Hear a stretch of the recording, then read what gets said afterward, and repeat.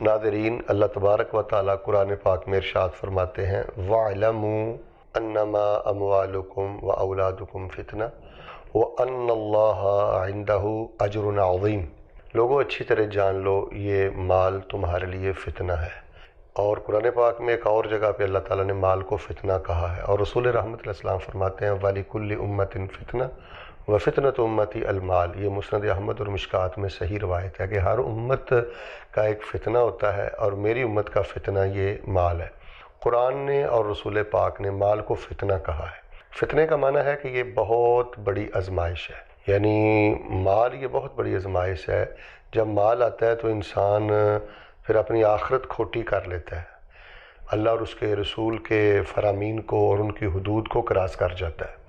یہ بہت بڑی آزمائش ہے، اس کو کوئی بہت بڑی کامیابی نہ سمجھیں۔ زیادہ مال اس بات کی دلیل نہیں ہے کہ آپ اللہ کے بہت زیادہ مقرب ہیں، بلکہ زیادہ مال ہی آپ کے لیے فتنہ ہے۔ یہ آپ کو قدم قدم پہ سوچنا ہوگا، دیکھنا ہوگا کہ آپ نے کیا فیصلہ کرنا ہے، کہاں جانا ہے، کیا کرنا ہے، کیسے کمانا ہے، کہاں لگانا ہے۔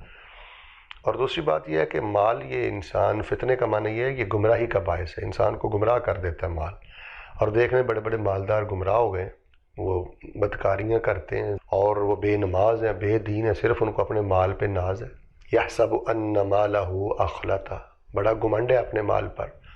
وتحبون المال حبا جما، بہت کوٹ کوٹ کے مال سے محبت کرتا ہے۔ وانہ لحب الخیر لشدید، مر جاتا ہے مال پر۔ تو یہ ذہن میں رکھ لیں جی، زیادہ مال یہ کوئی بہت بڑی کامیابی نہیں، کوئی بہت بڑی خوشی کی بات نہیں۔ زیادہ مال یہ بہت بڑی آزمائش ہے، یہ بہت بڑا فتنہ ہے، یہ بہت بڑی مسئولیت ہے۔ اللہ کی بارگاہ میں آپ سے پوچھا جائے گا من این اکتسبہ وفیما انفقہ، کہاں سے کماتے رہے ہو، کہاں پہ خرچ کرتے رہے ہو، یہ اللہ نے آپ سے پوچھنا ہے۔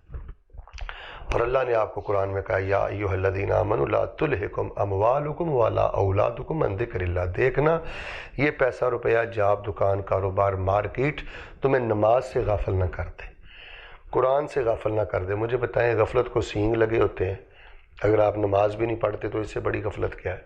اگر آپ کو آیت الکرسی کا ترجمہ نہیں آتا، اگر آپ کو قرآن کی 10 صورتیں نہیں آتے تو مجھے بتائیں اور غفلت کو سینگ ہوتے ہیں؟ اور غفلت کسے کہتے ہیں؟ یہ مال ہی ہے جس نے گھروں کے گھر ویران کر دی ہیں، بڑے بڑے سینے ویران کر دی ہیں، بڑے بڑے خاندان ویران کر دی ہیں۔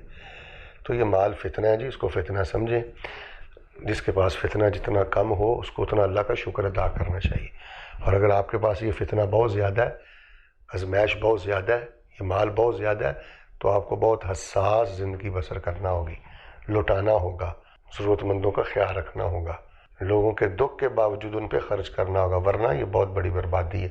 اللہ ہمیں یہ بات سمجھنے کی توفیق دے، آمین ثم آمین۔